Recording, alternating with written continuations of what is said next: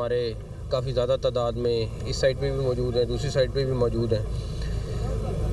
और आज 2 दिन हो गए, उन्होंने कल की कॉल दी थी, आज दूसरा दिन है।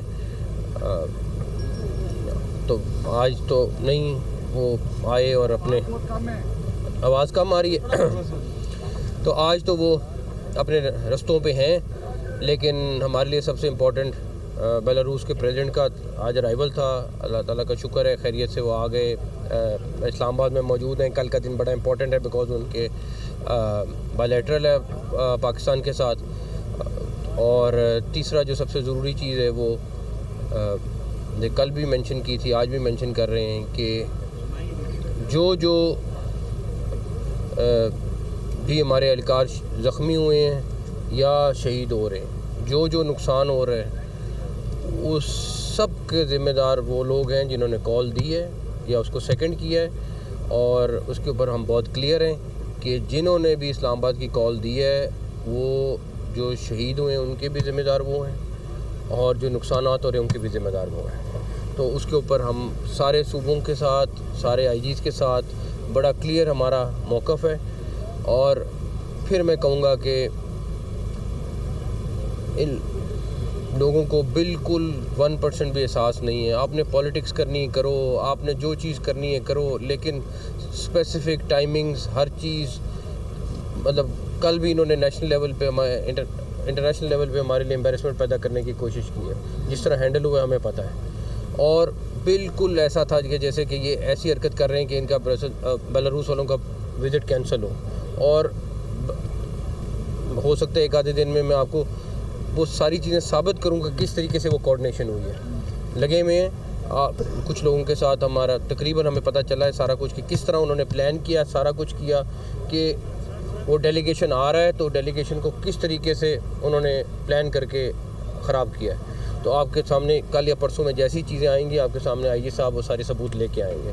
तो इन लोगों को मैं नहीं समझता कोई शर्म है जिसको इतना एहसास नहीं है। यार अल्लाह के बंदो, तुम कर लो अपनी सियासत, तुम्हारे पास टाइम ही टाइम है। ये स्पेसिफ़िक दिन, इन दिनों में, इन्हीं घंटों में, उसी टाइम पे, उसी रूट पे हर चीज़ करने का क्या मकसद है। एनीवेज वो पब्लिक डिसाइड करे कि इनका क्या करना है। लेकिन जो यहाँ पहुँचेगा वो डेफिनेटली कोई सूरत नहीं है कि वो रेस्ट नहीं होगा। हम यहाँ पे आपको एक डिफरेंट स्ट्रेटजी के साथ नज़र आएंगे और डेफिनेटली अगर आते हैं तो ये नहीं हो सकता वो आएँ और हम उनको जाने दें। ये बड़ा क्लियर है। सर एक तो मुज़ाकरात की क्या पेशरफ्त है ये बता दें, दूसरा क्या स्टेट इस चीज़ का वेट कर रही है कि बेलारूस के सदर जो है वो वापस चले जाएं तो उसके बाद निपटा जाए इनसे। देखें जो हमारे, मैं आपको सीधा बताता हूँ, मियाँ वाली में हमारे पे फायरिंग हुई, ठीक है, और बहुत क्लियर था कि वो लाशें चाह रहे थे। एक होता है कहने वाली बात, मैं पॉलिटिकल स्टेटमेंट दे दूं कि वो लाशों की सियासत कर रहे हैं, ये वो सारा कुछ। आपके पास सारे हमारे जो ज़ख्मी हैं उनको बुलेट इंजरीज़ हैं, एविडेंस मौजूद है, सारा कुछ मौजूद है। हमारा एक एसपी जो है वो इस टाइम क्रिटिकल है, उसकी हेड इंजरी आई हुई है। आपके पत्थरगढ़ पर जो ज़ख्मी हैं 5, उनको बुलेट इंजरीज आई हुई हैं। अब वो लोग चाहते हैं कि किसी भी तरीके से उनको डेड बॉडीज़ मिल जाएं। आप यकीन करें ये पत्थरगढ़ से आगे नहीं निकल सकते थे अगर हम वापस उनके ऊपर फायर करते। और हमें कानूनी तौर पर हर तरह का इख्तियार हासिल है, इस्लामाबाद हाई कोर्ट का ऑर्डर हासिल है, हम लॉ के तहत। और उसके बाद जो हेड ऑफ स्टेट की स्टेट मूवमेंट है, उसके बाद कोई ज़रूरत नहीं है जो हमें रोकती हो कि हम उनके ऊपर वापस फायर ना करें। अगर कोई हमारे पे फायर कर रहे हैं हम वापस, वो चाहते थे कि उनको किसी तरीके से डेड बॉडी मिल जाए। पिछली दफ़ा भी आए थे वो इसी ख्याल के साथ आए थे कि वो 2 लाशें लेके खड़े हों और उनके हमारी लोगों की हलाकतें हो गई हैं। इस दफ़ा भी एग्जैक्टली वही स्ट्रेटजी अपना रहे हैं वो लोग, और उनके साथ जो लोग हैं वो आपको आइडेंटिफाई करके देंगे कि किस तरह के लोग आ रहे हैं, सारा कुछ है। अब हमारे लिए अभी भी रेंजर्स के पास कितना देर लगती है कि हम वहाँ पे 5 मिनट फायरिंग होनी है तो उसके बाद वहाँ बंदा नज़र नहीं आएगा। लेकिन हम लोग कह रहे हैं सब्र सब्र सब्र। इस टाइम हमारे लोग हैं वो पाकिस्तानी हैं, उनकी जानें ना जाएं, लेकिन एक लाइन आती है जहाँ पे हमें फ़ैसला करना पड़ता है कि हमने अपने लोगों को भी प्रोटेक्ट करना है। तो एनीवेज ये एक अलग बात है। अभी हमारा वही फैसला, हमारे पुलिस वालों के पास कोई, किसी के पास, आप लोग यहाँ मौजूद हैं 2 दिन से, तो अब आप भी यहाँ पे मौजूद हैं, मुझे एक बंदा बता दें सिवाय जो कोई गनमैन वगैरह साथ आए होंगे जो हर वक्त यहाँ पे मौजूद है, उनमें से किसी एक के पास भी कोई वेपन होगा नहीं, या डंडा है या आंसू गैस है या बुलेट, रबर बुलेट के लिए उनके पास कोई चीज़ होगी, बट दैट्स इट। तो हमारे लिए बहुत आसान था कि हम उनको उसी तरह जवाब देते, लेकिन उनका मकसद पूरा नहीं होने देना। अगर कारकुनान यहाँ तक पहुँच गए, फॉर एग्जाम्पल वो हादसे काफी तादाद में यहाँ पर आ रहे हैं, अगर डिजोक तक पहुँच गए तो यहाँ पर तो पुलिस की तनख्वाह नहीं है, किस तरह ढूंढेंगे वो चीज़? वो आपको आइए साहब खुद बताएंगे, निबेड़ के दिखाएंगे आपको। सर हर बंदे का सवाल है सर मुज़ाकरात के हवाले से शादी के पहला दौर मुलाकात हुई है मिनिस्टर एनक्लेव में मेरी कोई मुलाकात नहीं, पहली बात। ठीक है, मुज़ाकरात के ऊपर मेरा ख्याल है आप चंद घंटे ठहर जाएं, आपको मेरी कोई। अच्छा सर ये बताएं कि कौन सा ऐसा मकाम होगा जहां तक आपकी एक लास्ट होगी कि यहाँ पर जो देखें, मेरा पहली चीज़ है लोगों की जाने ना जाएं, ठीक है, पहली कोशिश है लोगों की जाने जाएं, दूसरी कोशिश है लोगों की जाने ना जाएं, तीसरी कोशिश है लोगों की जाने ना जाएं, प्रॉपर्टी महफूज रहे, सारा कुछ रहे, उसके बाद अगली चीज़ आती है। हमारे लिए वो बहुत मैटर करती है, उनका मकसद कुछ और है, हमारा मकसद कुछ और है। साहब ये बताइए प्लीज, सर आप एक एटमी ताकत के वज़ीर दाखिला हैं और आपके पास माशाल्लाह हर तरह की ट्रेंड फोर्सेस हैं, आप अपने एक जवान को भी दफना के आए हैं और आप हमें आके बता रहे हैं कि जो मुजाहिरीन हैं वो ब्लड शेड चाहते हैं, इसलिए आप उनको कुछ नहीं कह रहे, जबकि दूसरी तरफ पूरे पाकिस्तान के शहरियों के मामूलात ज़िंदगी आज तीसरा दिन मुअत्तल है। तो क्या पाकिस्तान के जो पुरअमन शहरी हैं उनका क्या कसूर है?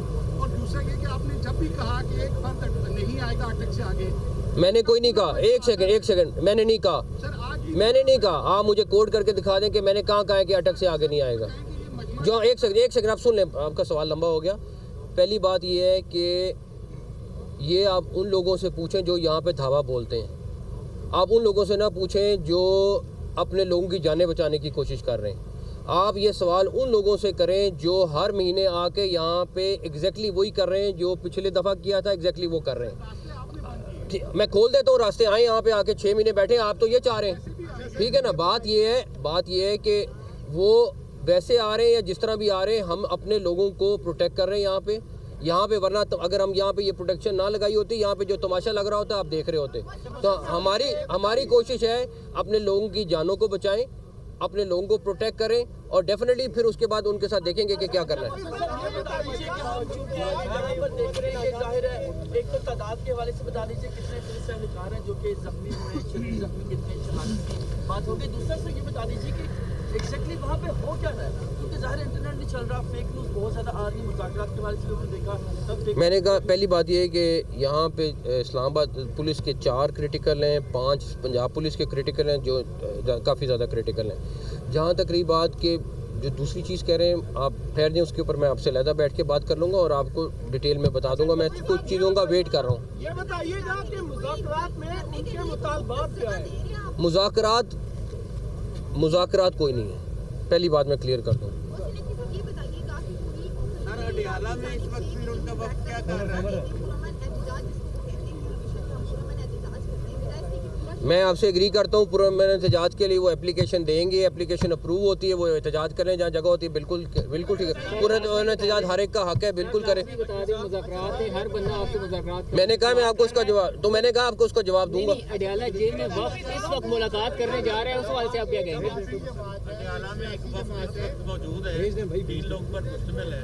अगर बातचीत नहीं हो रही है और आपकी केपी हाउस में मुलाकात नहीं हुई है तो वो उनको किसने इजाज़त दी इस वक्त रात के अंधेरे में कि वो जेल में? मैं आपको पहले एक चीज़ बता दूं, बैरिस्टर गौर की ज़रूर मुलाकातें हुई हैं जेल में आज, बट डेफिनेटली आई थिंक उनके कुछ अपने मसाइल हैं पीटीआई के। मैं इसलिए डिटेल में अभी नहीं जाना चाह रहा, मैं आपके साथ बड़ी खुल के बात कर लूँगा। आप थोड़ा सा टाइम वेट कर लें, मैं बहुत खुल के बात कर लूँगा, लेकिन मैं कुछ चीज़ों का वेट कर रहा हूँ। इस्लामाबाद के शहरी को यकीन कराएं कि इधर नहीं आएंगे वो। एक सेकंड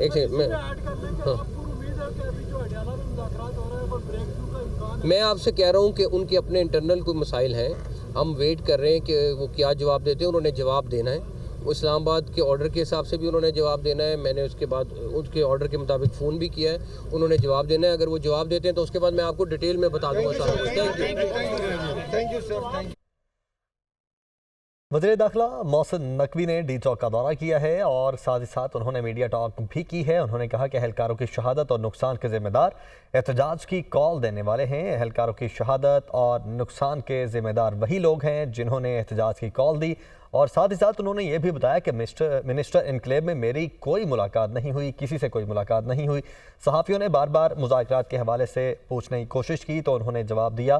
पहले तो उन्होंने कहा कि कोई मुज़ाकरात नहीं, लेकिन फिर उन्होंने कहा कि कुछ देर तक मैं आपको ये तमाम तर चीज़ें क्लियर बता सकता हूँ। अभी मैं खुद इंतज़ार कर रहा हूँ कि जो वफ्द इस वक्त अडयाला जेल में मौजूद है पाकिस्तान तहरीक इंसाफ का, वो अपने बानी PTI से जो मामलात पर बात कर रहा है उसके बाद हमें कोई जवाब देगा तो फिर आपके साथ मैं ये चीज़ें शेयर करूँगा। और उन्होंने कहा कि इनका मकसद कुछ और, हमारा कुछ और है। साथ ही साथ उन्होंने कहा कि हम किसी को भी इस्लामाबाद के अंदर आने की इजाज़त नहीं दे सकते हैं। एक तो इस्लामाबाद हाई कोर्ट के ऑर्डर्स हैं और दूसरा ये कि जो बेलारूस का वफ्द यहाँ पर मौजूद है उसकी वजह से हम इस्लामाबाद में कोई भी ऐसी एक्टिविटी को बर्दाश्त नहीं कर सकते। साथ ही साथ उन्होंने ये भी बताया कि जो क्रिटिकल लोग हैं 119 लोगों की तादाद है जो कि पुलिस के अहलकार हैं जो कि इस वक्त ज़ख्मी हैं।